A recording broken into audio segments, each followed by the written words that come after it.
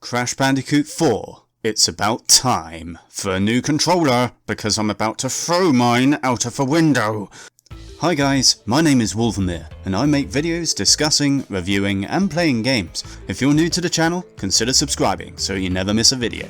So Crash Bandicoot 4 is the game that takes all the Crash sequels that were made after the original 3, chucks them in the fire and gives us this, a true sequel that the originals deserved, including tons of new levels, new playable characters, masks, new powers, game modes, unlockable skins, and really a lot of content that builds on the series' winning formula from the PS1 days and the Insane trilogy. There's plenty of different levels on offer here as you run, jump, spin and grind through classic Crash Bandicoot style level design. Truly, it's nice to see the game staying faithful to the classic Crash Bandicoot gameplay we all know.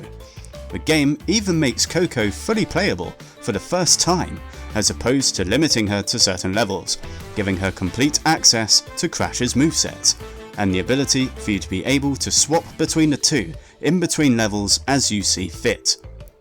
As well as making Coco fully playable, the game also makes series favourites Torna, Dingodile and even Dr. Neo Cortex himself fully playable as well, though only for select levels throughout the game. Each of these have their own movesets to mix it up a bit from the other levels and are a welcome addition to the game. There is also a lot of replay value here, with the classic time trials coming back, skins to unlock for 100%ing levels, and the new inverted mode versions for each of the levels and bosses. Certainly enough here to keep completionists busy. That is, if they have the patience and the skill that it will take. The big thing about this game that will divide players the most is most certainly the difficulty curve. The game gets tough relatively quickly, unlike anything seen in the Insane trilogy, with checkpoints becoming few and far between.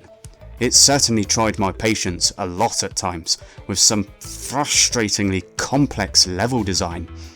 Luckily, I found that the game is generous with its extra lives, and I never found myself running out of them even when I really got stuck on a section. And there's even the option to turn off limited lives entirely, so that at least it mitigates the frustration a little bit. Even so, you will be certainly tested at times, as the game demands incredibly precise maneuvers and timing to make it through some sections. The game's final platforming section alone was among the most complicated and difficult sections of platforming I've ever played through. You have no idea the rage. It felt like someone in level design was taking great delight in ruining my day. And this is just to make it to the end of a level. If you want all the gems and unlockable skins, then you will need to be prepared to learn every level inside and out, as the game does everything in its power to make getting the gems more difficult than ever before. Each level is far longer than they used to be as well, dragging on a bit at times, with each one taking roughly between 10 and 15 minutes, which makes finding out where you missed that one box you were missing quite difficult to pinpoint if you're going for all the gems. If the difficulty doesn't bother you, then honestly the game is a joy to play through.